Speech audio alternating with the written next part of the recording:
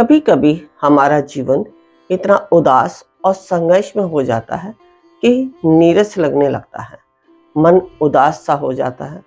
क्योंकि जब सुख समृद्धि में हमारी कमी आने लगती है तो ऐसा लगना स्वाभाविक है। और सुख समृद्धि में कमी आते ही अपने भी हमसे दूर हो जाते हैं। समाज में अनादर मिलने लगता है, गुण भी अवगुण बन जाते हैं। हमारी जो संस्कृति है उसमें मनुष्यों को इस संकट से बचाने के लिए अनेक प्रकार के उपाय बताए गए हैं, जिनमें सबसे प्रमुख सबसे सरल है, मैं आपको बताऊंगी। निश्चय ही आप भी जानना चाहेंगे कि क्या ये उपाय सत्य हैं, और यदि ये उपाय सत्य नहीं है तो फिर सत्य क्या है। आपकी ऐसी जिज्ञासा स्वाभाविक है। इसका अगर कोई उत्तर संभव है तो वह यही है कि वह उपाय सत्य है। पर अनिवार्य यह है कि आपको अपने गुरु और भगवान की कृपा, अनुग्रह और आशीर्वाद प्राप्त हो। अगर गुरुदेव का आशीर्वाद पाने के लिए आप उनके संपर्क में रहते हैं, संपर्क का अर्थ है सत्संग में उपस्थित रहते हो।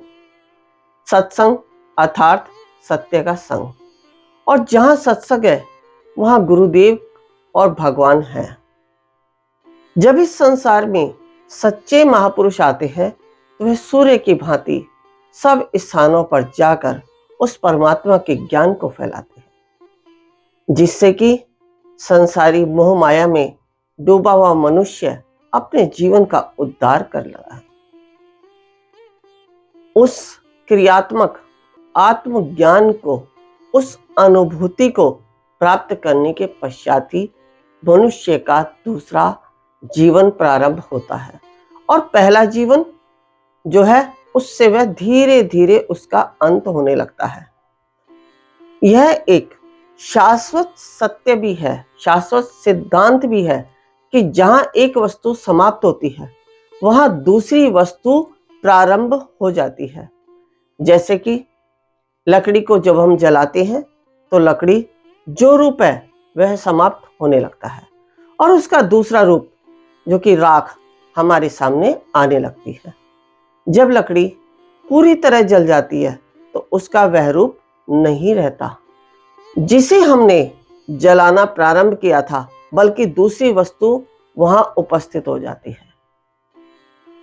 अब इसी बात को लेकर हमारे गुरुदेव ने एक बहुत बड़े सिद्धांत, बहुत बड़े सिद्धांत जो कि लॉजिकल है, साइंटिफिक है, उनको दर्शाया, जैसे हीलिंग, यज्ञ, अनुष्ठान।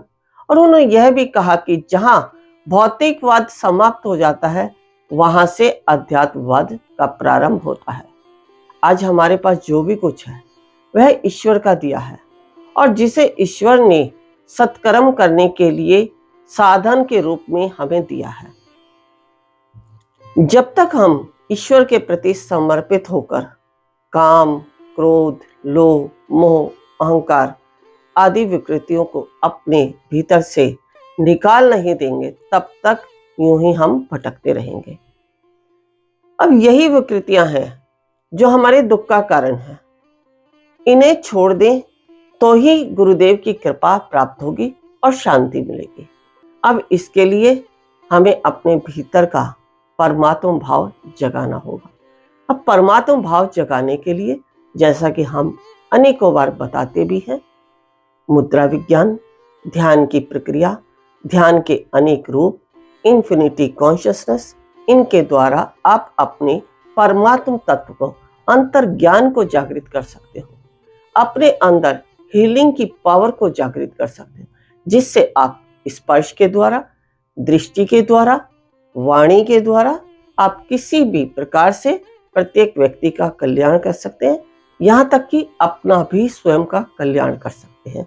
लेकिन इसके लिए अनिवार्य क्या है, जैसा कि हमने अभी पहले बताया, गुरुदेव की कृपा और परमात्मा की कृपा। ऋषिकेश में जो हम शिविर कराने जा रहे हैं, हमारा उद्देश्य है कुंडलिनी जागरण। कुंडलिनी जागरण के लिए आवश्यक है ओम को सिद्ध करना, नागपाश खोलना, विचारों से शून्य होना, समर्पण भाव आना, शरीर में बैठने की क्षमता होना, तभी आप प्राप्त कर सकते हैं कुंडलिनी शक्ति को। यदि आप भी चाहते हैं कुंडलिनी शक्ति को पाना तो अवश्य आए हमारे इस शिविर में। गुरु माँ तपेश्वरी जी बढ़ाए एक कदम अध्यात्म की ओर और पाएं स्वस्थ शरीर, संपन्नता व एकाग्रता।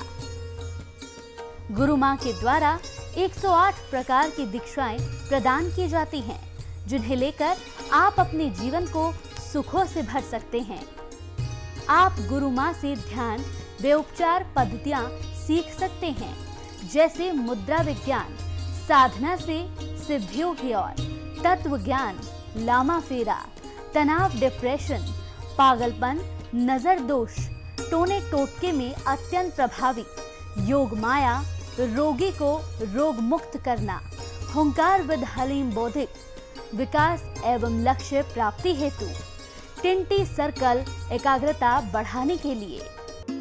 हमारा पता है Disha Dham near Adarsh Nagar metro station, gate number 2, Delhi 110033।